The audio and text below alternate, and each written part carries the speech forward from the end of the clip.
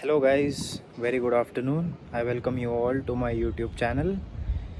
Video के thumbnail और title से आपको पता ही चला होगा कि मैं किस बारे में बात करने वाला हूँ. So without wasting any time, let me get straight to the point.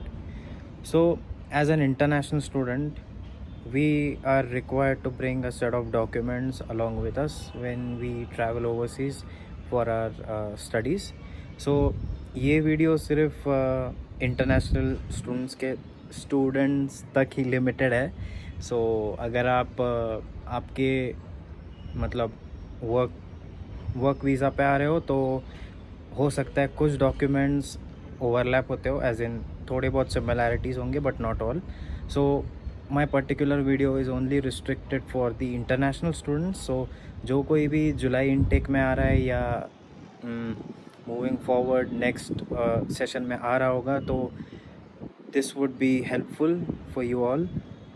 सो आपका सबसे पहला डॉक्यूमेंट है which is required is obviously your passport and your visa. So just ensure कि पासपोर्ट और वीज़ा के आप 2 कॉपीज़ बनाएं. एक आपके फ़ाइल में जाएगा और एक कॉपी आपके हैंड बैग में रहेगा, विच you most probably will be required to show it to the immigration department over here or over there.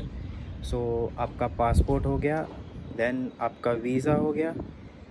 इन दोनों के बाद जो जो डॉक्यूमेंट्स आपने अभी तक आपके फ़ाइल को लगाए, जैसे आपके academic documents. So when I say about academic documents, आपका सारे डॉक्यूमेंट्स लगेंगे. 10th की मार्कशीट, 12th की मार्कशीट, आपके बैचलर्स, आपके मास्टर्स के सेमेस्टर वाइज मार्कशीट्स और डिग्री सर्टिफिकेट्स, आपके ट्रांसक्रिप्ट्स, उनकी ज़ेरॉक्स कॉपीज़, ये सारी चीज़ें लगेंगे.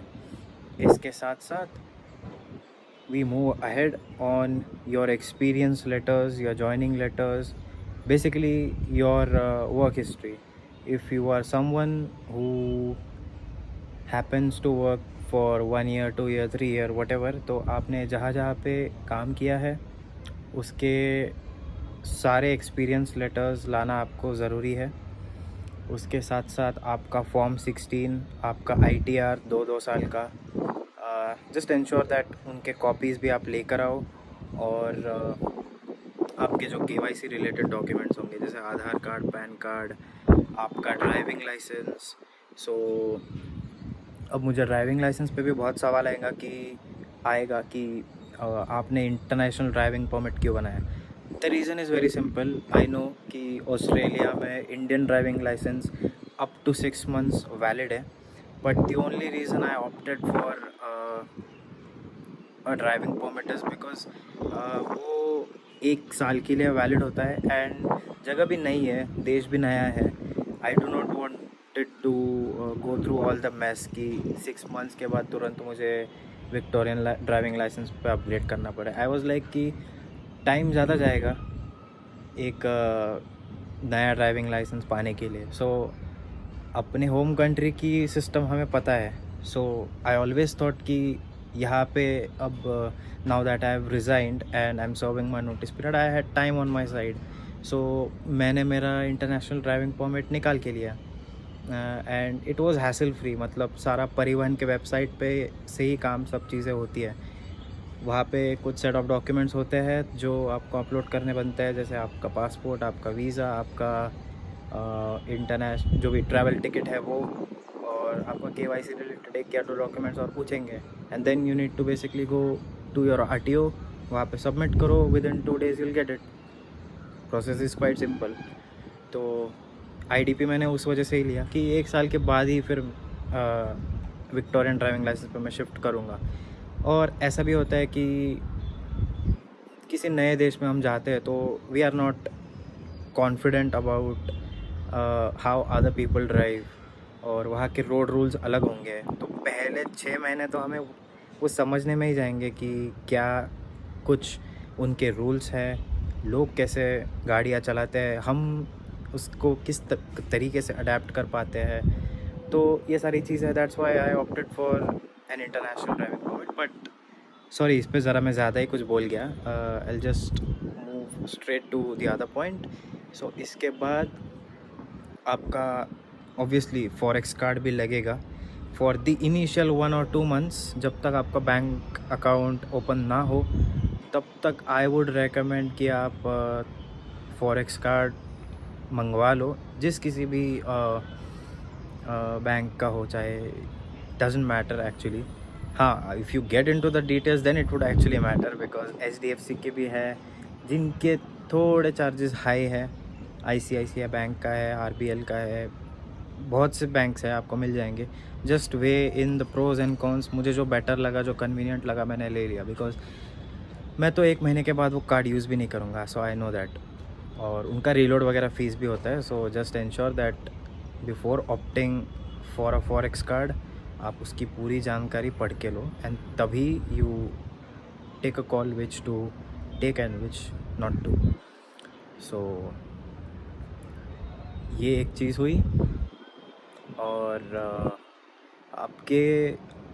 आप जिस किसी भी यूनिवर्सिटी में जा रहे हो तो इंश्योर कि उसका COE का भी प्रिंट ले लो, और उसका स्टेटमेंट ऑफ एनरोलमेंट कि आपने कौन से सब्जेक्ट सिलेक्ट किए फॉर दिस पर्टिकुलर सेम, उसका भी आपने अभी तक जितने फ़ीस पेमेंट किए हैं आप उसके भी कॉपीज़ आपके साथ लेके जाना।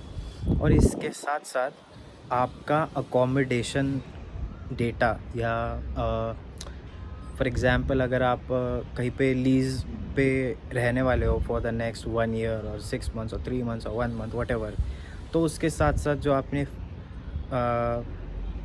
पेमेंट करी है या अदर डॉक्यूमेंट्स है, जैसे लीज़ का एक अलग से डॉक्यूमेंट आता है, जैसे विक्टोरिया में विक्टोरिया रेंटल बॉन्ड्स का अग्रीमेंट भी बनता है, तो उसका भी आप डॉक्यूमेंट लेके जा सकते हो।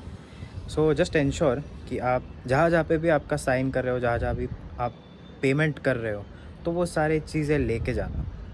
It is quite important to take these documents, because you never know immigration पे क्या सवाल पूछेंगे। और ऐसा नहीं होना चाहिए कि आपने सब कुछ किया है बट आपके पास ऑन द स्पॉट नहीं है। आई अंडरस्टैंड आप फ़ोन दिखा के कर सकते हो, बट इट्स ऑलवेज़ इम्पोर्टेंट कि ये सारी चीज़ें अपने हाथ पे हो, तो चीज़ें ज़्यादा बेटर होती है, ज़्यादा कन्वीनियंट होती है, ऐसा मेरा मानना है।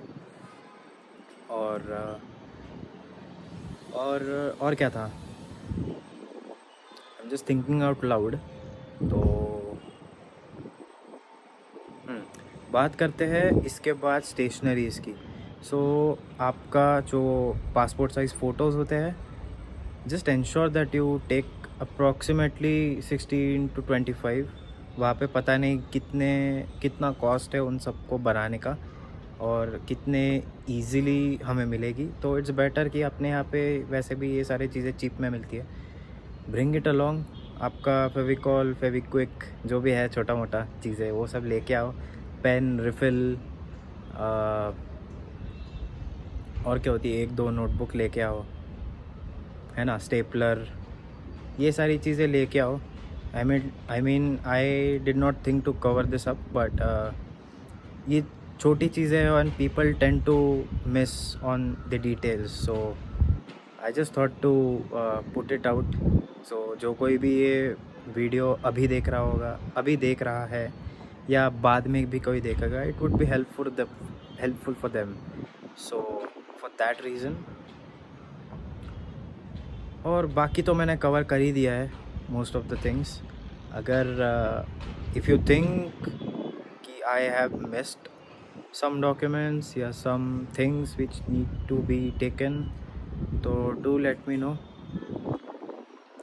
अच्छा हाँ, एक और याद आ गया। सो आपका आप जो मेडिकल डॉक्यूमेंट्स आपके लेने वाले हो, सॉरी मेडिकल पिल्स आप जो भी लेने वाले हो, जस्ट मेक श्योर कि आप उसका व्हाट डू आई से डॉक्टर का एक सर्टिफिकेट ले लो कि फॉर दीज मैनी डेज या these many months I will be taking these medicines along with me. अगर आप स्पेक्स पहनते हो तो इंश्योर दैट आप आपका जो नंबर होता है आइस का, वो डॉक्टर से बनवा लो और वो भी साथ में कैरी करो। और अगर आप लेंसेज पहनते हो तब तो वो बनता ही है, बिकॉज उसके लेंस का सल्यूशन भी आएगा फिर, तो और उसके आप आपके आई ड्रॉप्स वगैरह भी होंगे तो उसका भी एक बिल बनवा के ले लो, और ये बनवा कर ही लो। इवन इफ़ यू थिंक कि आप ज़्यादा बीमार नहीं पड़ते या जो भी है, बट फिर भी इट्स क्वाइट हैंडी कि अपने अपने मतलब जो यहाँ पे गोलियाँ बनते हैं उसका असर ज़्यादा स्ट्रॉन्ग होता है बाहर के गोलियों से। सो एटलीस्ट 3 मंथ्स तक का तो प्रिस्क्रिप्शन आप लेके जाओ।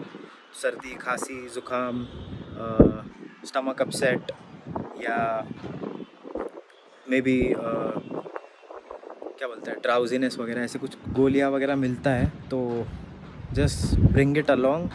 जस्ट इंश्योर कि आप प्रिस्क्रिप्शंस भी ला रहे हो and keep them with you.